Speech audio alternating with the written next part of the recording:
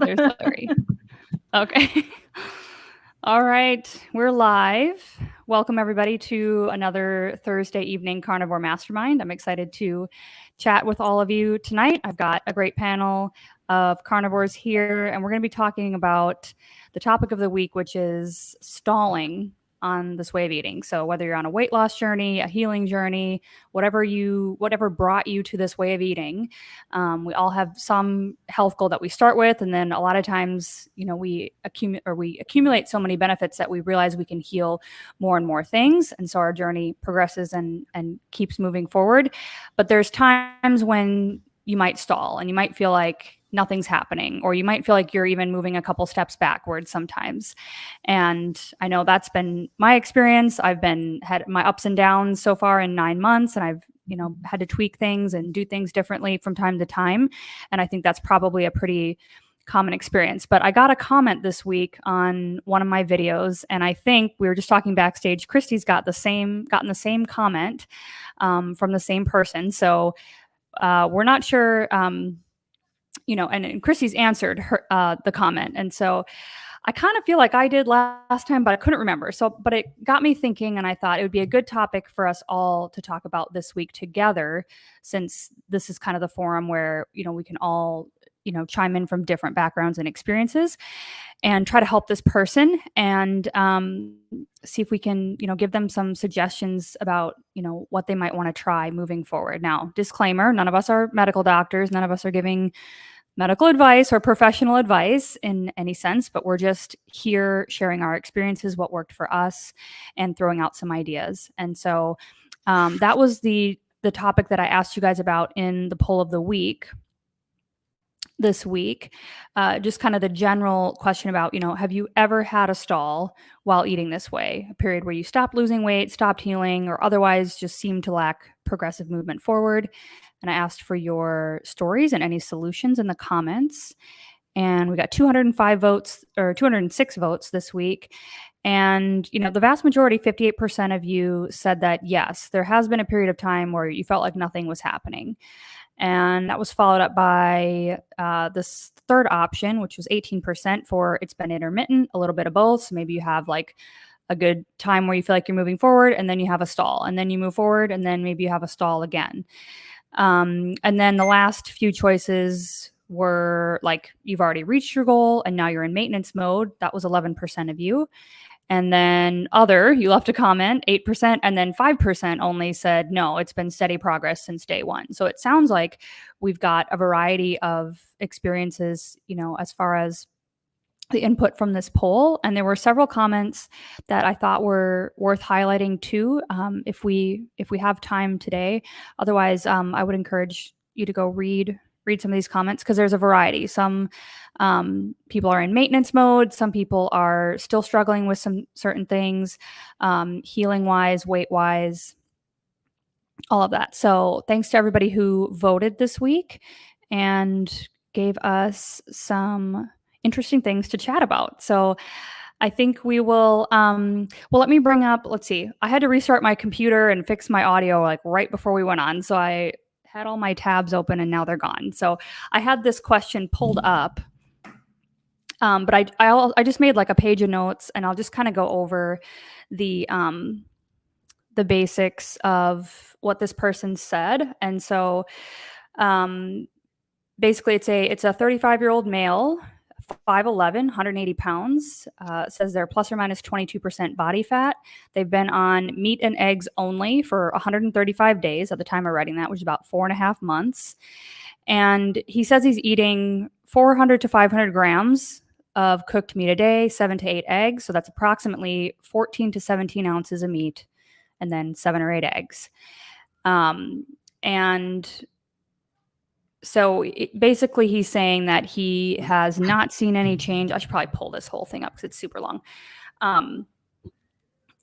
Hasn't seen any changes in about 6 weeks. Hasn't lost any weight. He said he initially lost some weight and now is struggling to see any changes, and is basically asking, is it time for me to quit? Is it time for me to, how long should I wait essentially before I, technologically challenged. Can I share my screen?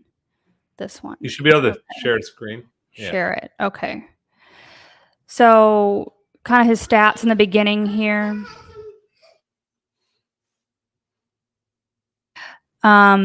So he's saying he's healthy. You know, he didn't come to this way of eating for chronic health conditions, nothing like that. Just wanted to change his body composition, essentially. And now, you know, initially lost some weight, but now, you know, he's saying, you know, nothing's happening for 6 weeks except for he's gained 2.5 pounds. He's going to the gym 2 to 3 times a week, lifting weights, all good. His goal is to lose about 15 more pounds. Get this scooted over here. To be about 15% body fat, which is a reasonable goal, I think. But, you know, having doubts, I don't see how carnivore diet will facilitate this. I've not experienced most of the benefits that seem common, like improved sleep, energy, disposition, etc., and no change in body composition for about 6 weeks. So how long should I stay on this carnivore diet to be able to lose the excess body fat?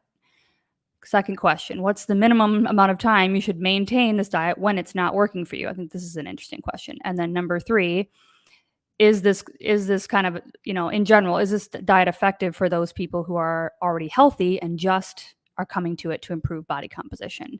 I'm afraid it's too restrictive with no additional benefits.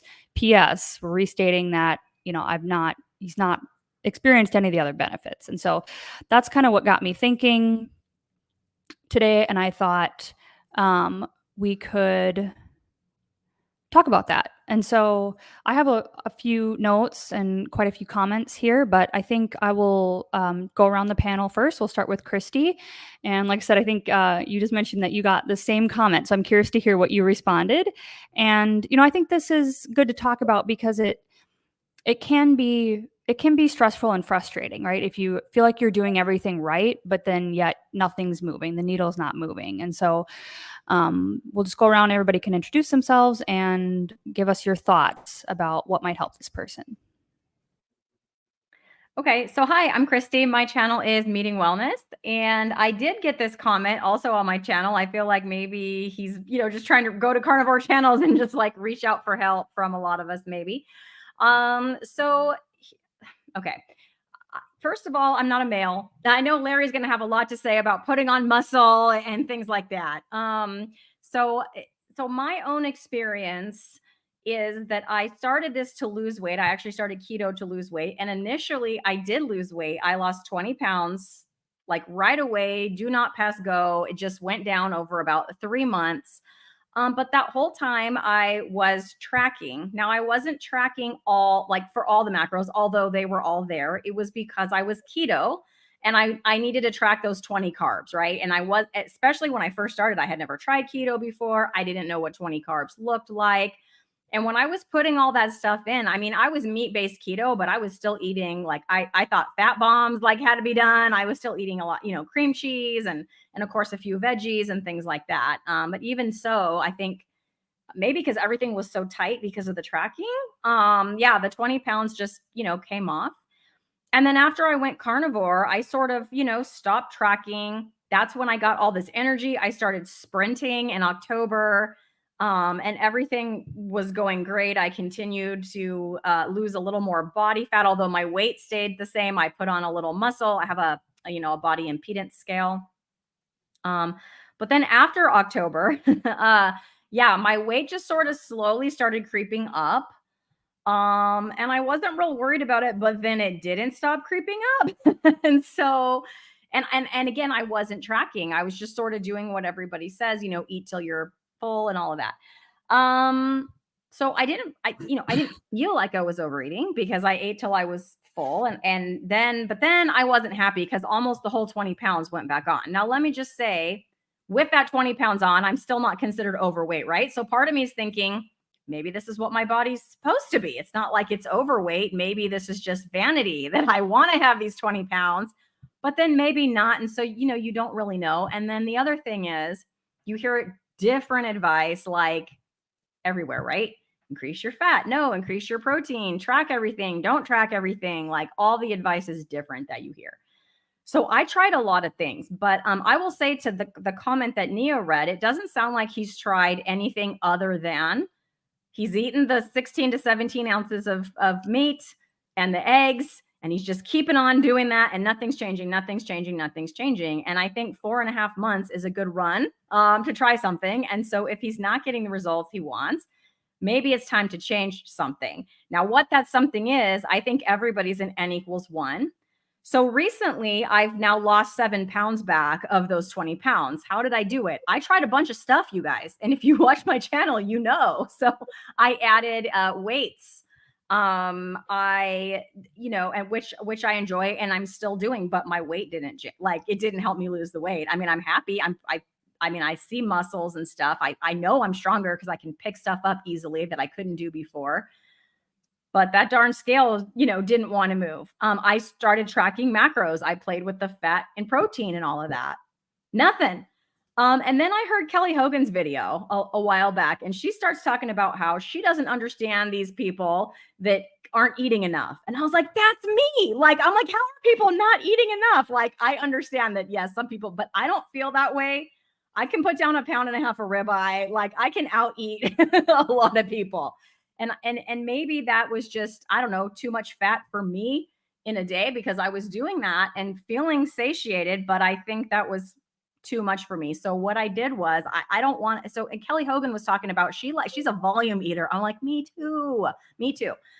So she's suggesting, try leaner cuts and then just eat your volume of that. Like she suggests, I forget what beef she suggested because I'm doing picanha, you guys, because it's sirloin. So it's lean, but you still have that fat on there to get like, you get that juicy, delicious thing of fat. And I'm like, I already eat picanha, but I'm going to incorporate it into my week.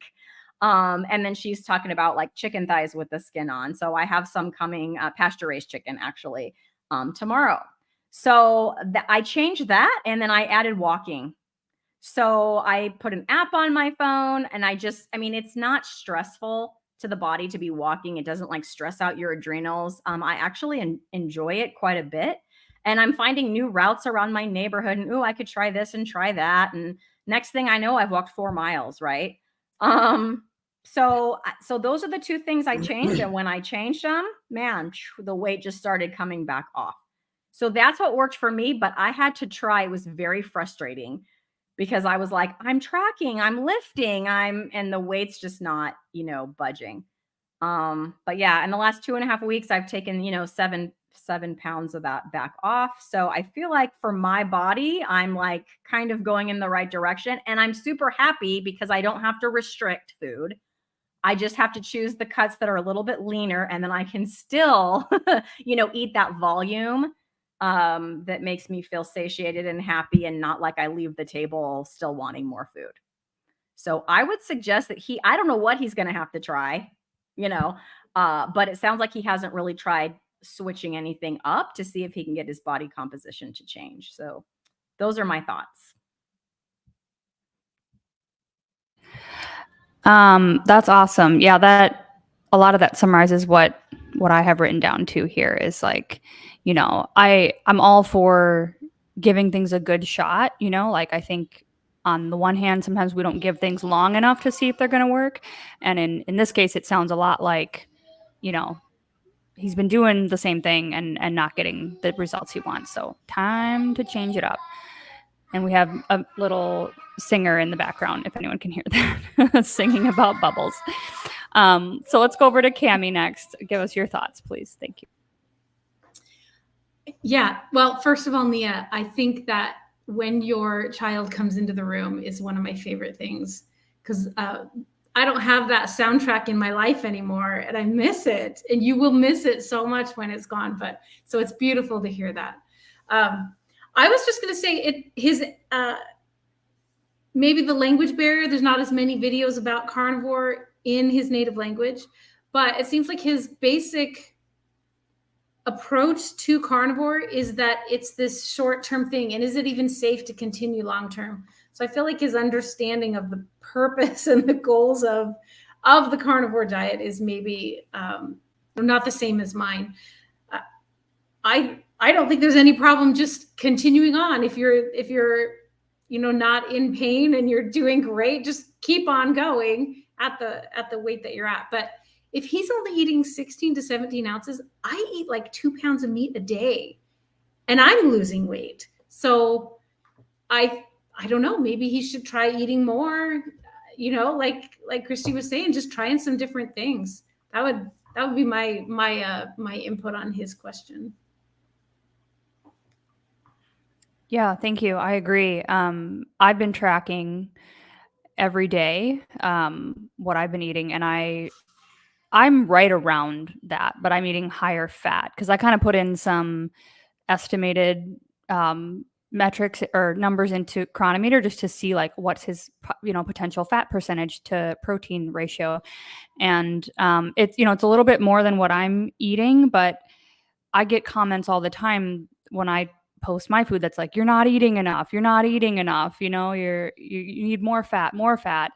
And so yeah, I can totally see eating more being a thing too, because this is so much of this is a reversal of every mindset that we've had about nutrition, right? It's like, oh, in order to lose weight, you have to extremely caloric restrict. I mean, there is still something to being in a deficit, if you want to lose weight, but that's not always the case. I mean, we can oftentimes eat so much more than what we think we can and still make that happen. So yeah, that's great.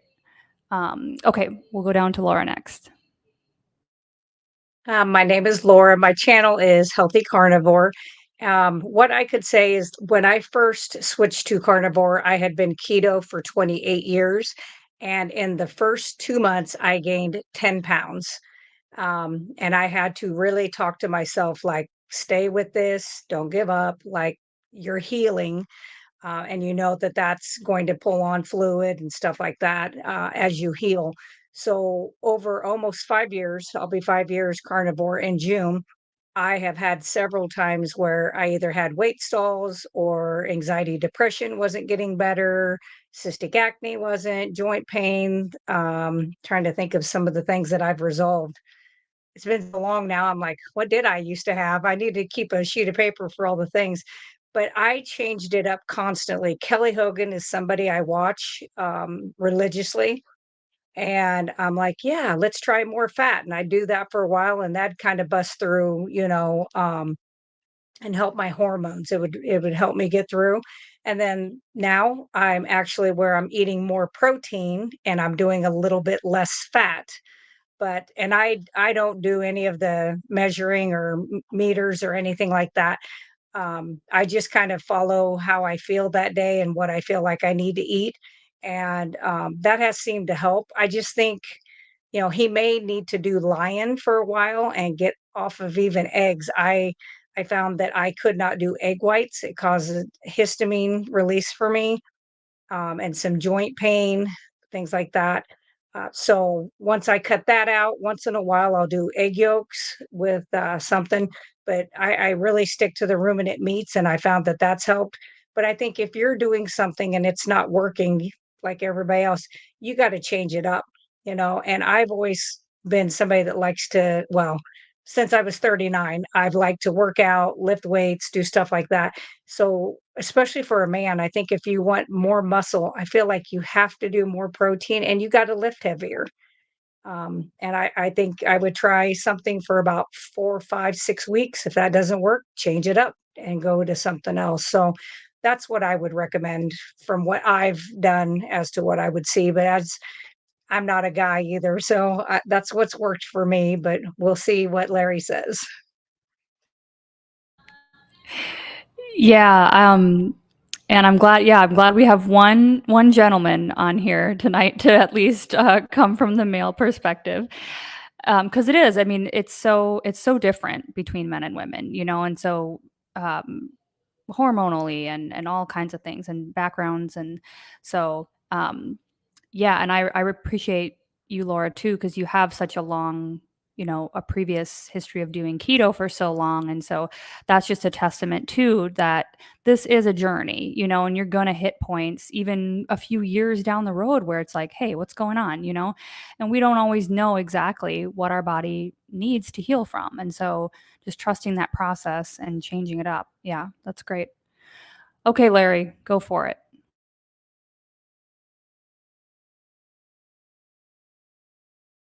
You're muted. Okay. So reading this, I have a few thoughts, and I'm a retired soldier. I'm be 58 in May. I'm 6'3". I'm 233 pounds, and I'm lifting like I was in college again. And I was an athlete in college, so I was an athlete most of my life, except for the last probably the last 6 or 7 years where I couldn't run anymore from injuries and all these things piled up. But now I'm in the gym at least 3 to 4 times a week. I'm running sprints, and I'm up from doing 4 sprints now to 6 sprints a day, and doing farmer carries, doing a lot of great bodybuilding stuff. And I mean, I'm just seeing, that's huge. I'm just getting my waistlines back like it was. So I'm getting results, and I can tell you, some of the things I see in this, I see he's eating meat. It doesn't say what kind of meat. That could be chicken. That could be chicken breast, which is a huge mistake. A lot of people try to go lean, especially when they're starting out. Lean meats. I think the logic is, well, if I eat lean meats, I'm going to burn my own fat, right? Because I'm becoming a fat adapted person. That's a mistake. That's wrong.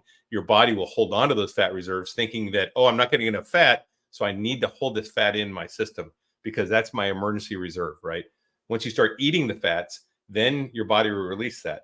Another thing I saw, he said he lost mostly water weight and he was completely healthy. Well, if you lost that much water weight, even if it was just water weight, then you were seriously inflamed. You were not healthy at all. You were sick. This is a symptom. And when you lose that water weight, that's inflammation leaving your body. Inflammation causes all kinds of problems. You may have not felt them or been aware or cognizant of your issues, but you had issues. Trust me. So you were getting healthy and you are getting healthy. Your gut has transformed over. You're over 110 days. So I'd say you're fully fat adapted. You may be eating too much protein. You may not be eating enough. You may not be getting enough fat. That's my guess, but I don't have enough information here to make that kind of decision. Also, when I lift, days that I lift, I eat more. And I eat till satiety, and I eat when I'm hungry. So on a day that I lift, I might eat 6 hamburger patties. And I was eating a dozen eggs a day. I've gone lion, so I've made changes too. And I want to share this too. When my first year of carnivore, after I hit about 90 to 100 days, I stalled out. I went from 280 pounds. I'm 6'3". I was overweight, down to 250-ish, and I stalled out weight wise. My waist still got a little smaller. So what I did, I thought, well, I'm going to kick it in the butt. And I went lion diet for 30 days. In that lion diet, I lost 13 pounds immediately when I switched over to ruminant animals, fatty meats. And I did not go lean. I went ribeyes. I had burgers. I added butter. It's the only thing that was not lion. By doing that, I lost 13 pounds the first 2 weeks. And I wasn't even hitting the gym yet. Right. So now I've added the gym back in. I'm getting great gains, but I really want to lean up.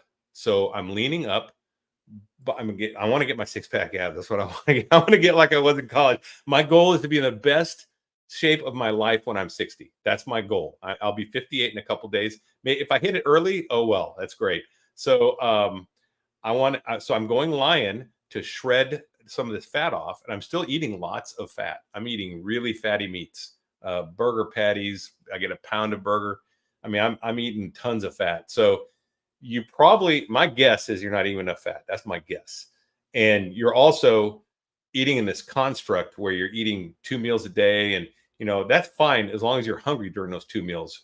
I don't even do that. I just eat when I'm hungry. And I eat, the whole meals per day thing, planning it out to me is a completely artificial construct. You need to listen to your body. You need to learn how to listen to your body.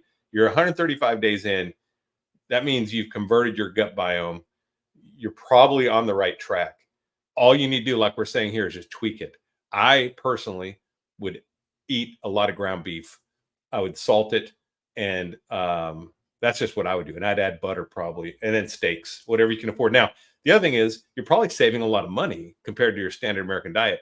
If you're just eating that daily, which is, 500 grams of cooked meat plus 8 eggs a day, that's cheap. That's a cheap way to live. So you're saving a lot of money. Definitely do that. If you're doing protein shakes, cut them out. You don't need to be doing any protein shakes. If you need protein, eat meat, and your body will tell you when you're done eating that. So I'm, like I said, I'm in the gym. The other thing is, if you're in the gym, do a lot of whole body exercises, do deadlifts, do squats, do farmer carries. Farmer carries, if you don't know what that is, that's holding a heavy weight in each hand and walking and upright, keeping your good posture. And, you know, you can find YouTube videos on it. That's a full body that engages every aspect of your body at once. It'll increase your testosterone, just like deadlifts do, just like squats do. Anything that's going to recruit a lot of muscles at once is going to change. You want to change your body shape. You want to get shredded. That's what you do. So my opinion. And don't waste your time on cardio. Do sprints. I do the sprints, and I can tell you right now, my butt has never been harder than it is right now. My butt is hard right now. My legs are hard. It feels great. I feel so athletic doing these sprints. I can't talk enough about them in a positive way to emphasize. You need to be doing sprints and full body exercises implemented with your regular routine. That's what I would say. So I think that's pretty much what I get out of this. You know, and as far as like how long you should be able to do it, I'm going to do this for life. There's no reason not to. It is the proper human diet. You can research that. There's no reason not to. At least whole foods. If you want to implement some vegetables back in, I do, or I have had some vegetables from time to time. Really rare, you know, but I've had jalapeno poppers with brisket and cheese in them. I've eaten a couple of those, but it's not something I implement in my daily or even weekly diet at all.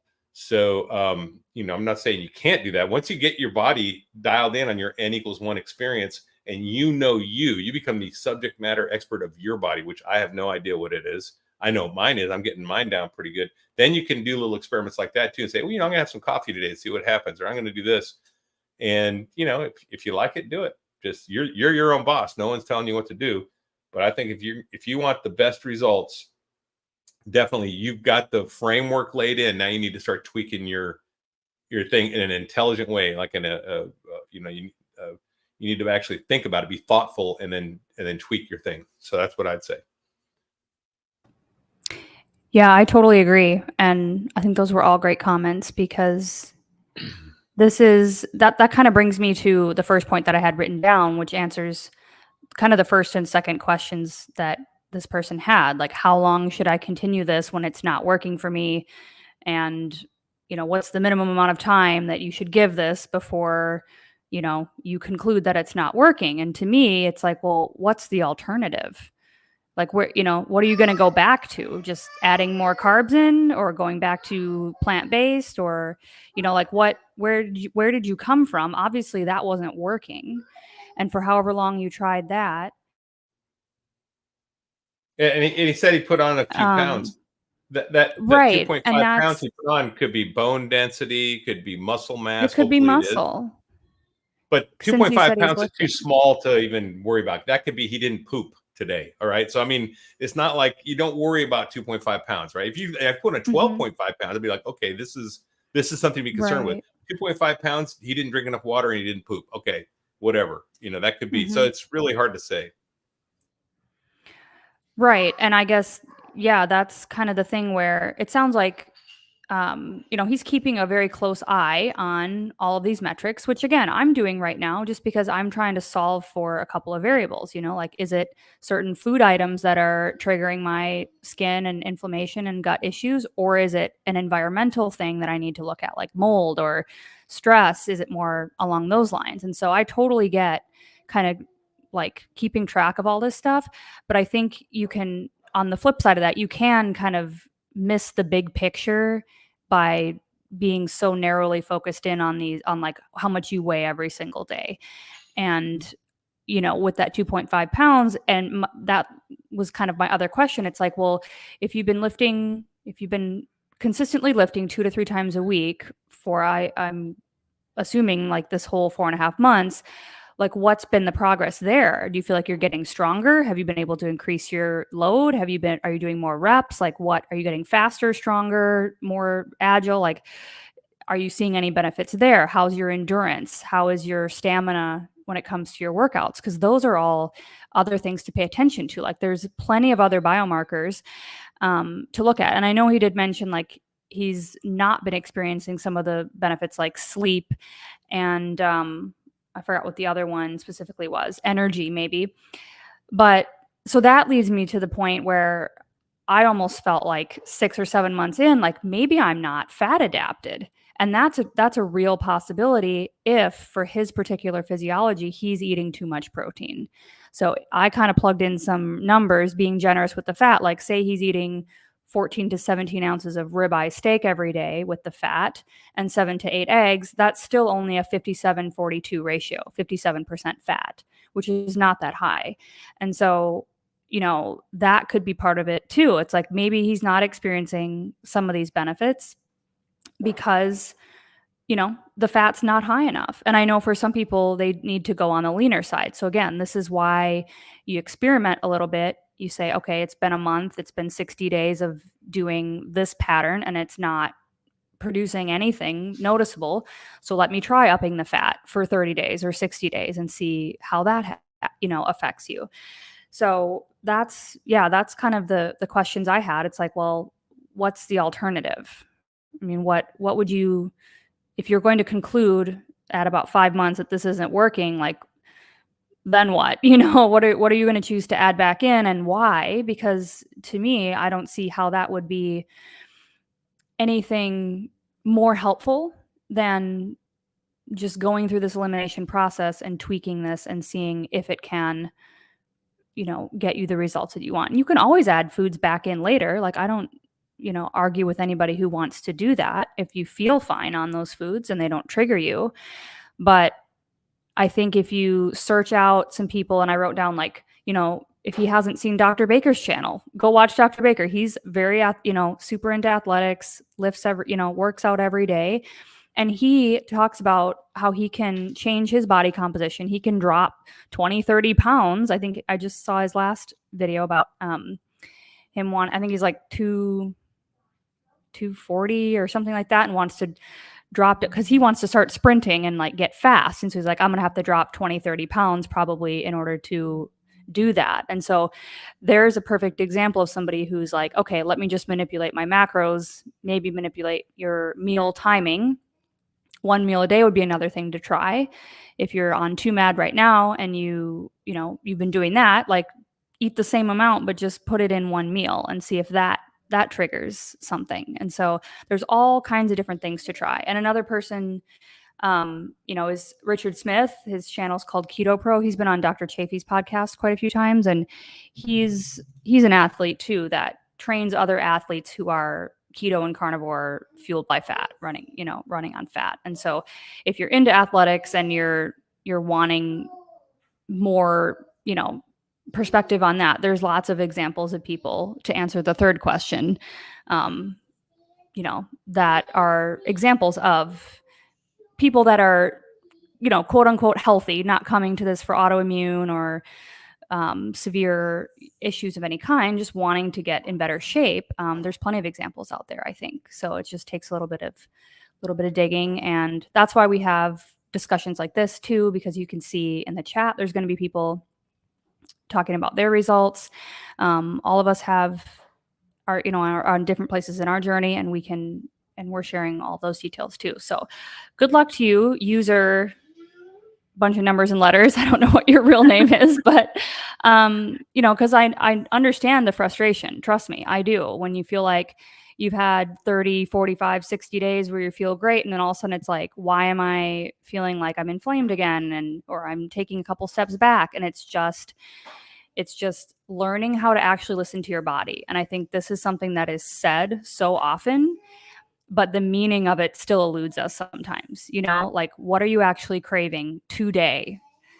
And a lot of times the trends and the fads and all the other things that people say online can get you stuck in this kind of paradigm, even within the carnivore space, right? Where maybe, you know, he's thinking like, well, I'm supposed to eat lean, right? If I want to lose weight, maybe he heard someone say that and now is just thinking like, that's the only way to do this. And so it's just about really learning how to tune into your individual body and what your individual body is telling you. And changes and lack of changes are all signals that are coming from your body. And so that's the journey we're all on, you know, is just figuring out what to do next. And so to take it to the next level.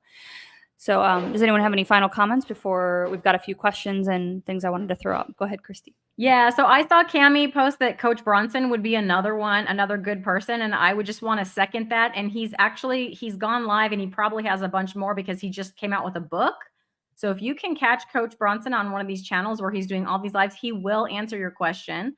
And even he does like group coaching and things like that, if that's something that you're into. But he's definitely like an expert. He can help you with macros and also workouts and all that stuff. So he would be another great resource.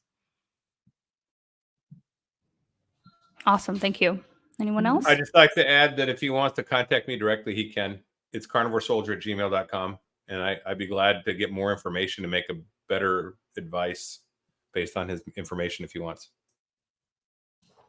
Cool. Awesome. And I think I forgot to link all of you in last week's show notes. So I won't forget this week. So they can click on all of your channels.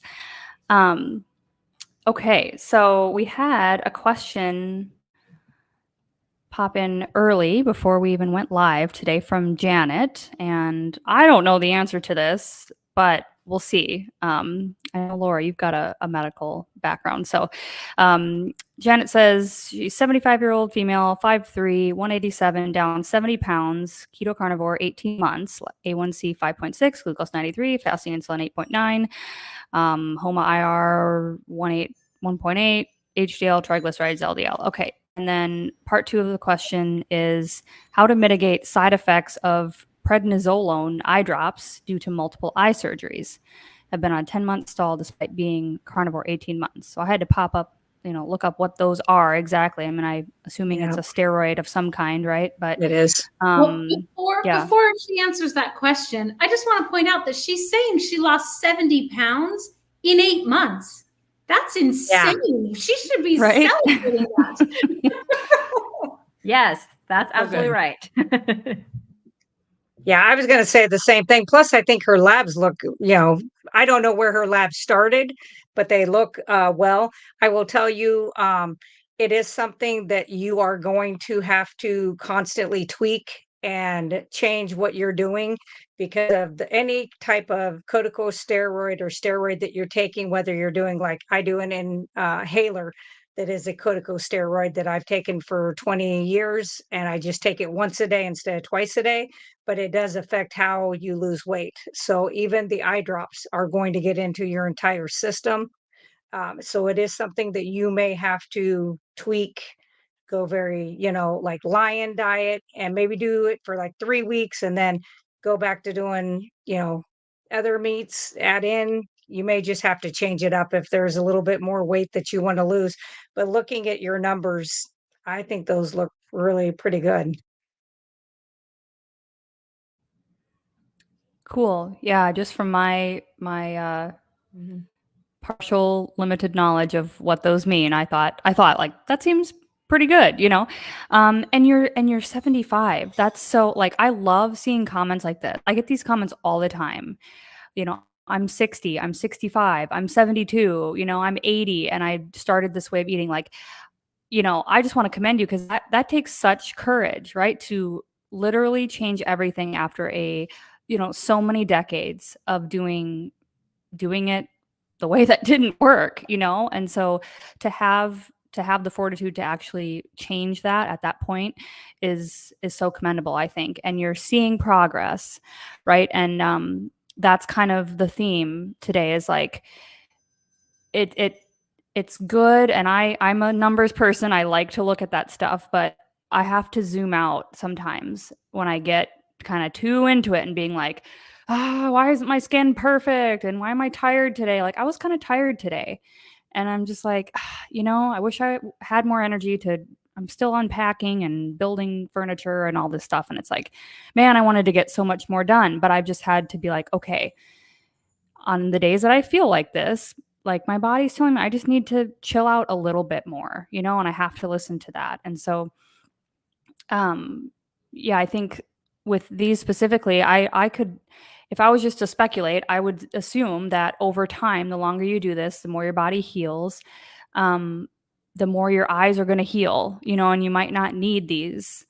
But that's just my completely uneducated opinion. And so, you know, just like people get off all kinds of other medications, perhaps you'll be able to wean off this and not need them anymore. So, anyone else have a comment? Well, good luck to you, Janet. Thank you for your question. If anyone else has a question, I didn't see any more, but I thought there were some good comments too that we can throw up here, or we can look at some of the comments from the post, because there were some like weight loss stalls and things like that talked about in there. But RV there yet says, I lost 0 weight the first couple of years eating this way. Then lost 35 of the 50 I'd like to drop in about 6 months. Now it's been another 6 months and I'm stuck at 160. Time for me to switch something up again too. Yeah, see, there's some patience right there, right? First couple years it took for your body to feel comfortable, you know, like it's okay to let go of this. So that's awesome. Nia, there's a question at 4:30 my time. I think that's 6:30 for you, from Alexander. Scroll down here. And there were a couple more too, but they didn't put QQQ, but I can find them for you and tell you the timestamps after we do Alexander's question, if you'd like. Okay. I'm not seeing, you say 4:30? 4:30 my time. I think that would be 6:30 Okay, for you. It's Alexander Villalobos. Yeah, I do not see that. I don't know why. I can read it, even though you won't be able to pop it up. Yeah, go ahead. Go ahead. Okay. If He I says, see it, should there it is. free. There you go. Yeah. You got it. Got it. That's it. You can read it if you want. Okay, awesome. Should free-range grass-fed beef and organ meats be prioritized over the regular options? Bobby Price and others say it's the best route. Antibiotics, GMO grain-fed animals not in best conditions. Yeah, I mean, I would say it depends on where you're at in your journey. I think if you're autoimmune stuff like me, gut stuff like me, I mean, I don't eat grass-fed, grass-finished stuff all the time right now, but it's something I've been debating about, you know, getting into, because I think it does matter. You know, the further down the rabbit hole you are with the gut health and autoimmune stuff. But in my opinion, that's probably the only reason why I think it would be required for a certain amount of time. But what do y'all think? So I don't have any autoimmune things. That's what I'm going to start off by saying, or at least not that I know of. But I did decide a while back that for my pork and chicken, because I still do eat pork and chicken, I'm only going to buy pasture raised pork and chicken, as well as my eggs. They're pasture raised eggs. I just think that that's important, because chickens and pigs are not ruminant animals. So they don't have any filter on what they're doing. And so I pay a little bit more, but honestly, I don't eat a lot of pork and chicken. It might be once every couple of weeks just for some variety. And so, you know, I just feel better about doing that. For my beef, right now, all I've eaten up to this point is just what I can get at the grocery store. I got all excited because I have a half of a cow on order from a local regenerative farm.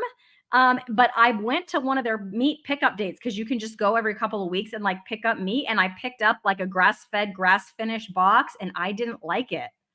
It tasted like grass to me. And I'm like, I'm not spending whatever half a cow costs, a few $1,000s, whatever it is, a couple $1,000s, I don't know. You know, on something that I just really don't like the taste of. And I don't think it's that important to my health. So what I did, and what I feel good about, and I think what I'm going to continue to do after I taste this meat, but I switched my order, which put it off by another month, you guys. So I'm going to get it in June instead of May. But anyway, it's still from the same ranch, right? So they're still doing everything in a regenerative way, but they do offer grain finished beef. And so I'm going to do that, and I'm going to feel fine about it. So when my half cow comes, it will be grass-fed, grain finished, but it's still from that regenerative ranch, you know, a local farmer. I'm still helping the local economy, and all of those good things will happen. And for me, I don't think it's going to make, you know, because I don't have autoimmune things and all of that, or histamine or any of that. I think I'm going to be good to go with that and, feel good about my choice. So that's what I'm doing. Anyone else? Yeah, I agree. I actually did that for a while. I did 6 months of the grass-fed, grass-finished, local to where I live, and I did not really care for the taste. I didn't enjoy the fat on, like, the ribeyes. I save ribeye fat and use it to make tallow products. I didn't like the smell. It was hard for me to, like, when I was making products, I don't like to make them real strong, like with essential oils scented, but it was like I couldn't get past, I couldn't get that grass smell out of it. And so I didn't feel like I didn't feel any better doing that for 6 months. I didn't have any changes. I don't have any autoimmune disorders either, but I didn't see a difference and it didn't taste as good to me. And so like you said, it literally, I was like, I could just see myself out chewing on grass. That's exactly what the fat tasted like. And I was like, I don't It care how many more vitamins I'm getting. It wasn't worth it. So Yeah, it I tastes just like went wet back. grass smell, like how wet grass smells, that's what it Yes. tastes like to me, and I'm like, "I no." Yeah. So, Yeah. sorry. Yeah. I didn't like it. And so I finished it up because I'm not going to waste anything because I'm frugal or cheap or whatever. But I definitely went back to the other and it's grass fed, grain finished, and I prefer that for myself. Yeah. I'll add on to that. So really, Christy, are you paying $2,000 for half a cow in I California? honestly, I'm sure it's about that. I don't know because I Holy don't know how cow. much my cow weighs. I know that it's gonna be, what did she tell me? Is that processed It's though? That's after Yeah, well, process. after processing, Okay. so it's All like right. All right. That's it's not hanging weight. $2, Okay. it's Okay. almost $3 a pound. It's almost $3 a pound, but that does not include the butcher fee. Then you got to pay the butcher and whatever. So That's still a when I lot. get the cow, I will let you know because they have to, process your particular cow, and then it depends Yeah. on how many pounds your cow is. I'm splitting it with my mom and brother, but yeah, I don't have the exact cost. I just know how much it's going to be per pound. I don't know how many pounds my particular cow is Yeah. going to be. I'm But I'm yeah, it's going to be thankful. around that. I'm thankful that I don't have issues like Michaela Peterson does where I have to have grass fed. And that's a nice option to have. And some people may need that medically, which is fine. That's part of your N equals 1 experience. You can try it. I don't like it. I've had it. It costs more. It doesn't taste as good to me. And to be honest, if you get steaks in Costco, they are grass fed and then grain finished. They are grass fed. You're still getting grass fed cows. They're just finishing with grain to get them fat because we know that grains make people fat and make any animal fat. They have fattening charts. They actually have these charts. They know how much to feed a goose or a pig or a cow to get them to the right weight so they get the most money out of them, right? And that marbling fat, that adipose tissue that's so bad for you in a human tastes so good in a cow.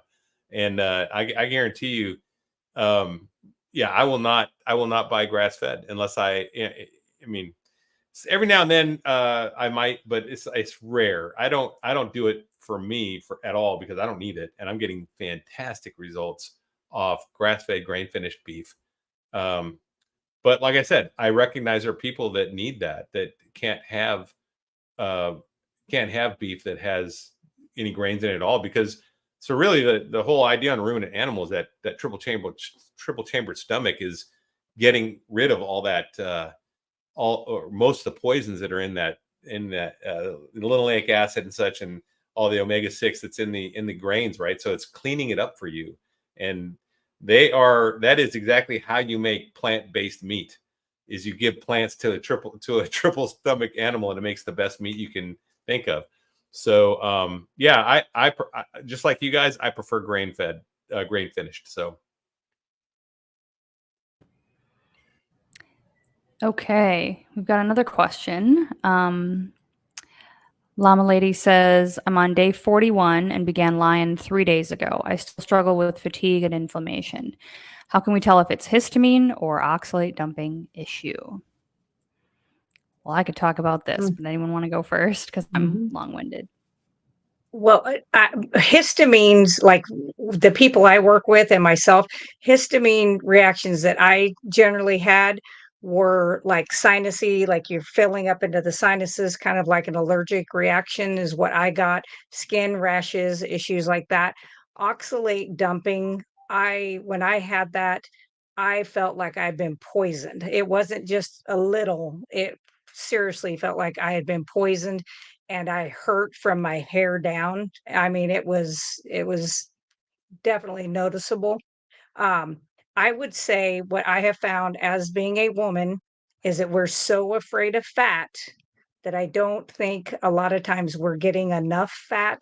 And if you have fatigue, I have found that working with people that have fatigue, trouble sleeping, hormonal trouble, is if they up their fat, and it doesn't have to be that way forever, but if you just bump up your fat and try that and see how that helps. But if it is the histamine or oxalate, if you're doing lion and you're cutting out everything but ruminant meat, no eggs, no dairy, any of that, it will take time, but you will feel that. And I would increase your water intake to kind of help flush those things out, is what I would do. Yeah, I can second all of that. I think I I was not eating enough fat this entire time.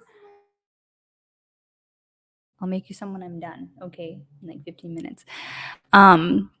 I made her these carnivore pancakes today, but I put cocoa powder in them, so she got chocolate pancakes. It's just like egg, pork rind crumbs, and butter, and she loves them. I'm so happy. But yeah, so I wasn't tracking before then. So then when I tried to, I thought like maybe I'm not fat adapted because I'm still so tired and I'm not getting the energy. And so I cut out coffee. So that's the first thing I would look at is sometimes even drinking caffeine is like inhibiting your body's ability to produce enough energy on its own. And I was drinking like a ton of coffee just to survive. And then I got to this point where my hormones just bottomed out and crashed. And I like couldn't get off the couch even with drinking a bunch of caffeine. So that's when I started the carnivore diet again. I was kind of on it and off it for months in the spring and stuff, but then I finally went full in. Anyway, so yeah, I definitely found that increasing my fat helped a lot, and electrolytes, and like Laura was saying, water. I am thirsty. I did almost 30 days lion again, but then I was really, really craving eggs, and I have not craved eggs at all since I've been carnivore this entire time. And so I thought I should probably listen to that, but I didn't want to add the whites in because I'm in the same boat as you. Like, I feel like I have some histamine stuff sometimes, and I think I'm experiencing the oxalate more than anything. So I don't get like the watery eye, itchy, stuffed up nose feeling like I'm having an allergic reaction in my face, but I do get like my eyes are burning, and I know that's can be a symptom of oxalates.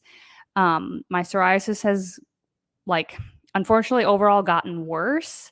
It like I'll get a spot and it goes away, but it's immediately replaced by one. And the spot on my knee that's been with me almost 2 years now has gotten bigger, and then it will almost completely recede. So I'll get like this cyclical thing where it's like my skin flares up, my gut, I have problems there at the same time, and I get really tired.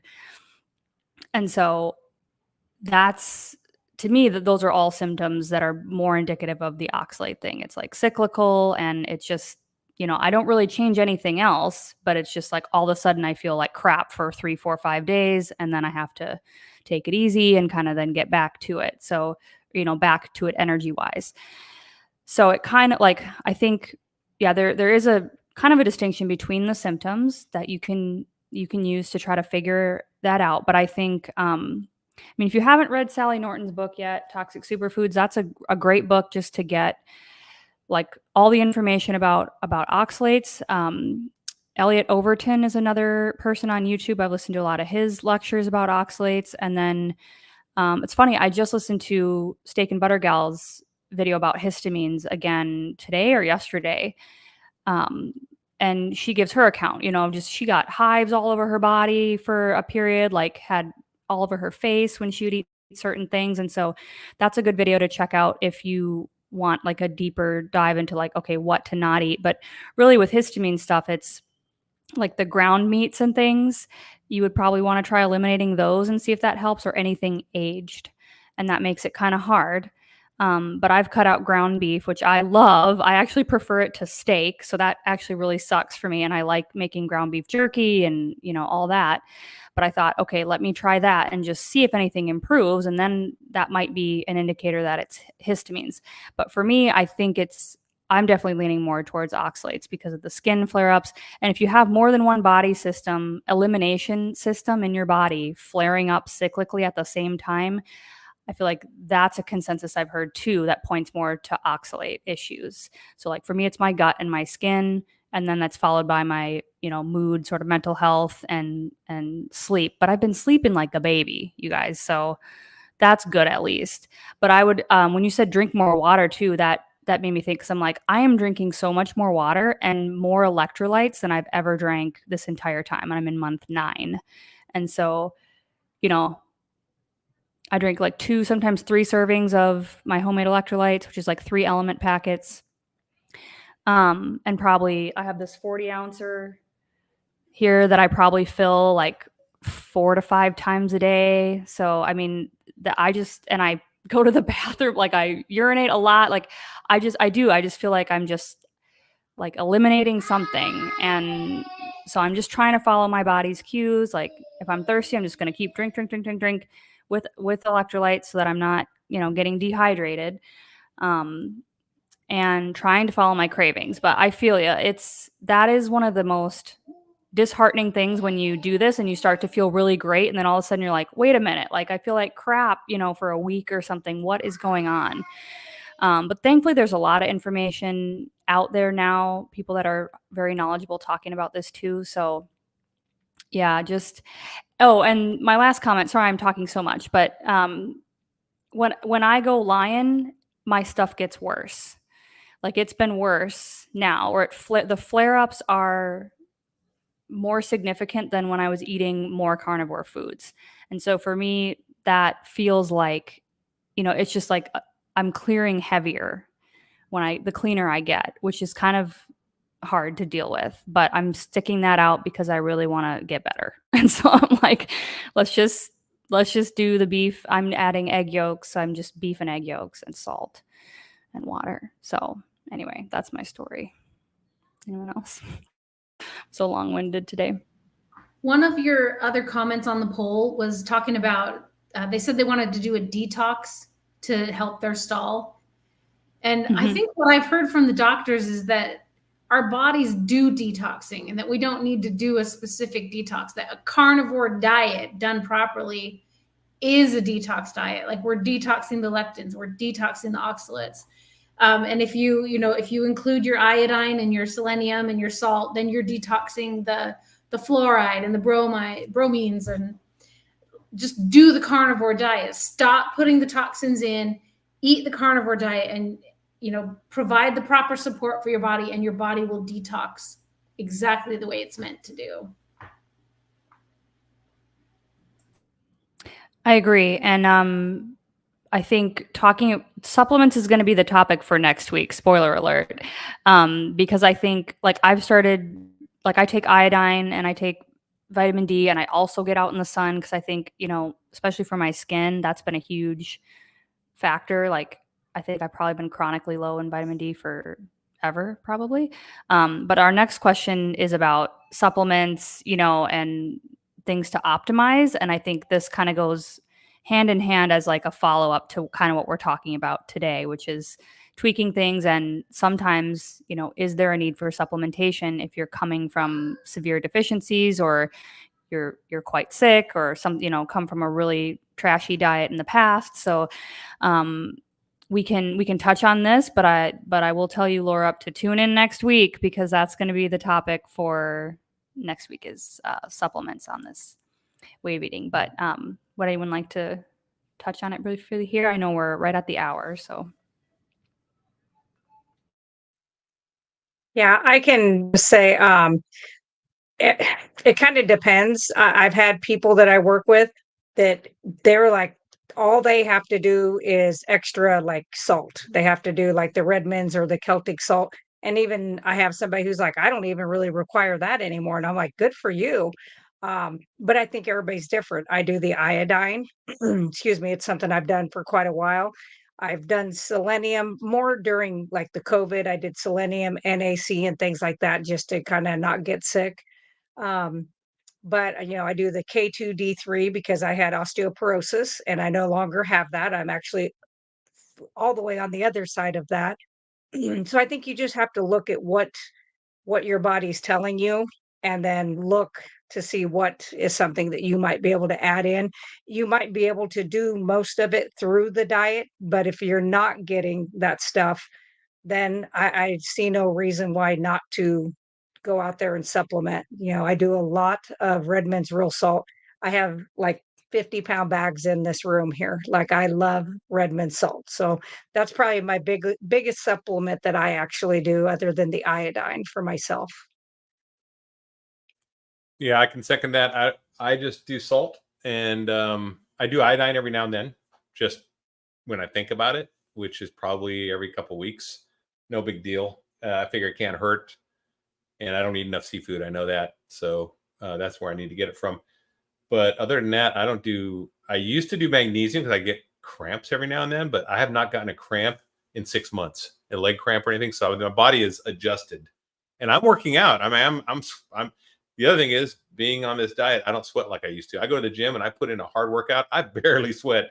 Y'all get a little bit like a dampness here, just a little bit. I used to sweat like, it's terrible. I mean, like a pig. I sweat so bad.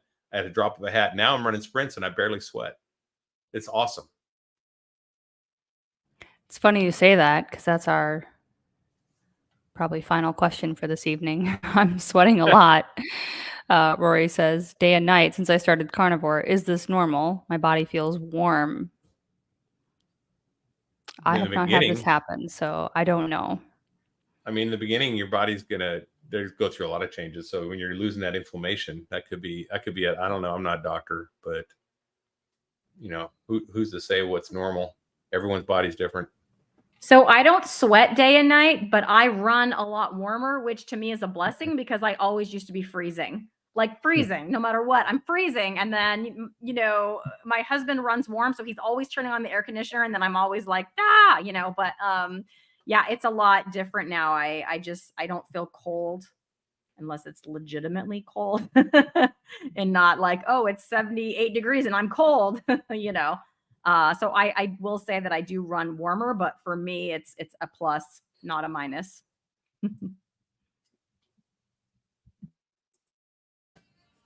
Okay, I've got music in the background here, but yeah, I haven't had any experience with that, and I've never really been. I would just say like I've been so sensitive to extreme temperatures in general. Like if it's really cold or really hot and humid, I'm like I can't tolerate being outside. And I noticed that gets better. Like the first time I was on this diet, I felt like that was a weird thing I never noticed was wrong that got better. And I now live in a hot, humid climate again, so we'll see how this summer goes. But I also have always had trouble sweating. Like I could even during exercise, it's like I just like can't sweat, So maybe I'll be paying attention to that now. Like, do I get sweatier? Can I sweat more? But sweating's a great way to release stuff, That's why sauna has so many benefits because you can, and I was just reading the other day, you can literally sweat out oxalates, and that's why they recommend that. And then like go take a cold shower, like hot cold therapy for, doing that is beneficial too. So who knows? Maybe that's just how your body is releasing stuff. Did anyone see any more questions? Or I know we're past the time, so I don't want to keep y'all if you need to go.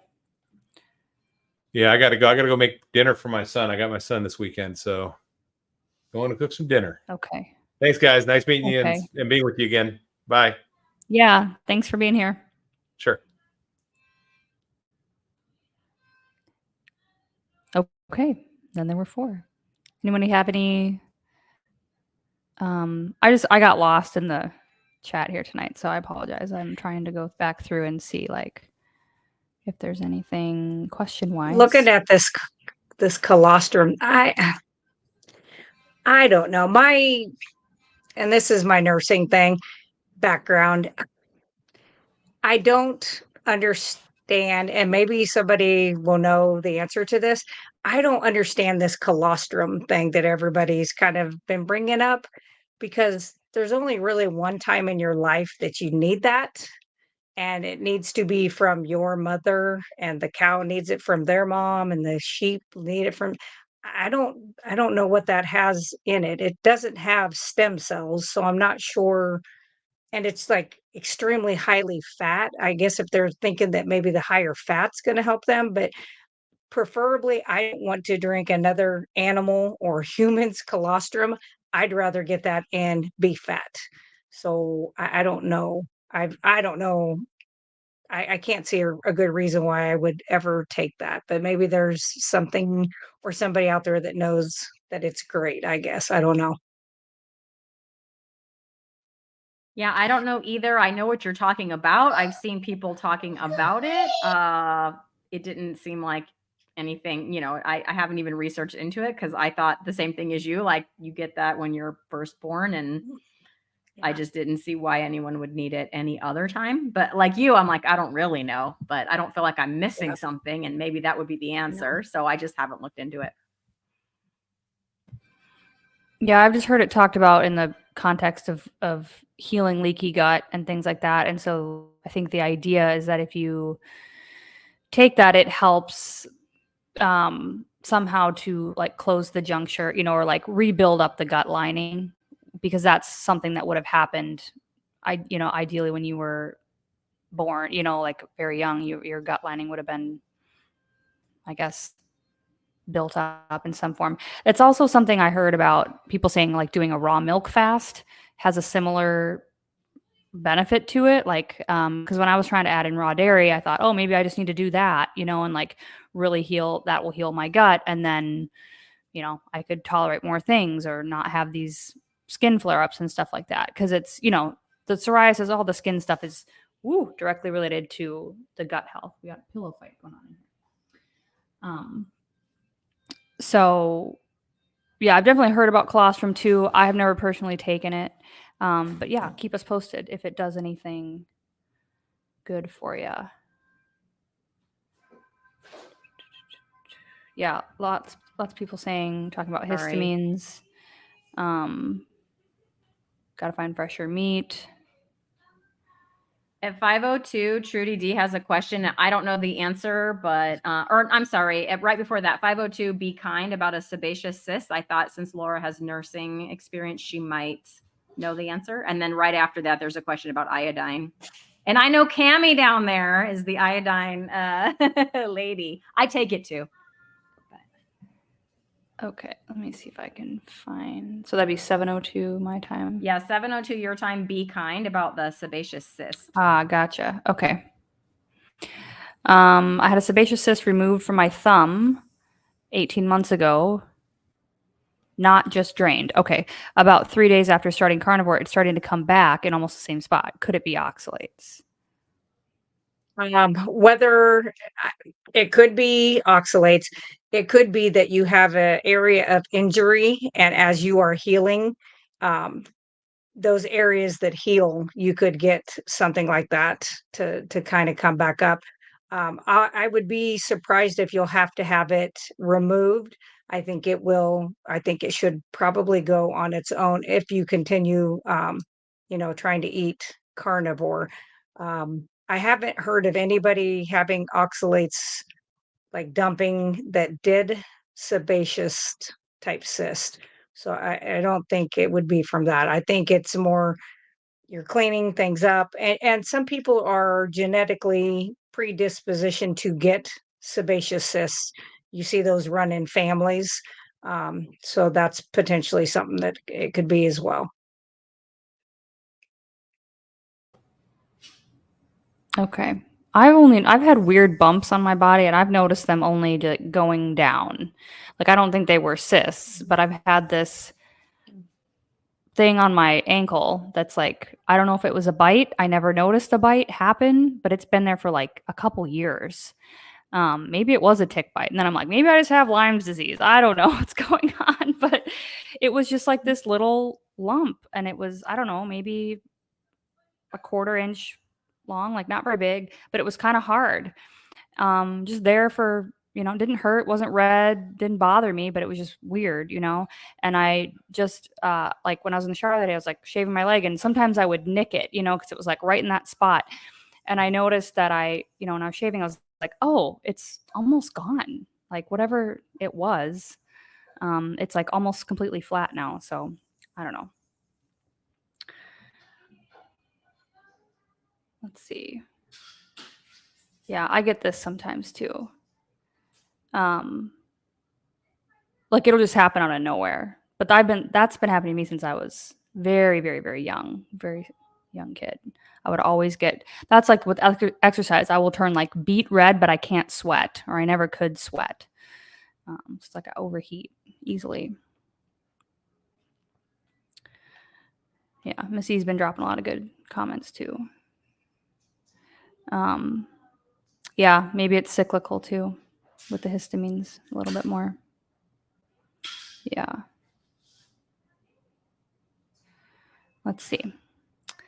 Well, anyone else see anything interesting you wanted to chat about yet before we sign off for tonight? I wanted to say something kind of about mindset for tracking.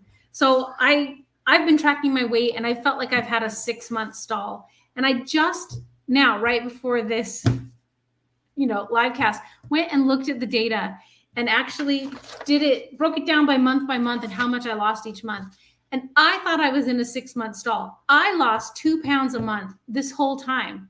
I gained a little bit at Christmas, but other than that, I never went below like a pound a month. And I was looking at the data wrong. I had an expectation, and what I received was different. And I took it as a failure, as a stall, but it really, really was. I'm doing so much better than I thought, but I have like played with everything, and I'm doing better now. And one thing that just occurred to me is, aren't we designed to hold on to our weight in the winter?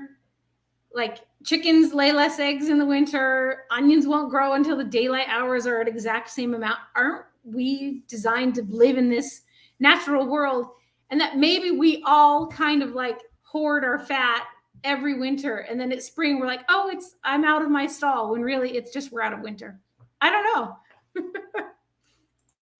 Yeah, I've always kind of thought that. My husband, even though he doesn't do carnivore, he eats just the stuff out of the garden and like deer and stuff that we hunt. But he's one of those that like a month before winter comes, it's like he all of a sudden he's eating more stuff, and he's packing on a few more pounds. And it's like I call him the caveman, because I'm like, oh, you're getting ready, survival of the fittest. And then come springtime, all of a sudden, and I mean, he doesn't even change that much. And then I'm like, you have a freaking 6-pack and you're 62 and you don't even do sit-ups. I'm like, it's not fair.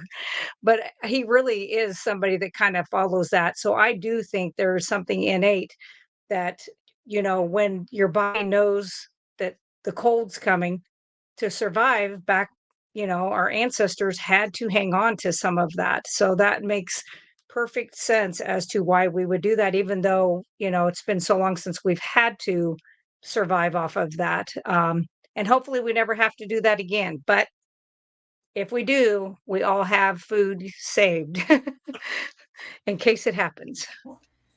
Yeah, Laura and I have lots of canned meat, right? Yes. Mm-hmm. Yes. I do. Awesome. Well, Trudy, we're going to talk about this again in more depth next week. We're going to talk about supplementation. I think iodine is definitely something I've seen come up, and I think a lot of us supplement it. So maybe we'll focus on iodine too for part of that. I currently take 5 drops a day of Lugol's 2%, just to kind of throw that out there. But again, something to play around with. And I started with 2 drops. a day. And then I thought maybe I need more. And so I've not done the skin test to see if I absorb it or not with the povidone iodine, but I know that's a way to tell if you're getting enough. So, okay, well, I got to go make this one some supper. So anyone have any final thoughts? Nope. Okay. Awesome. Well, thank you all so much. I appreciate you being here, and thanks to everybody in the chat and anybody watching the replay for being in here and supporting all of us and helping to grow this community, because we're all in this together, you guys. We're all on our own individual journeys, but we are collectively becoming healthier, becoming the people we are meant to be by taking our health back into our own hands. So I appreciate everyone being here, and we'll see you next Thursday for another Carnivore Mastermind. Good night. Bye. Bye.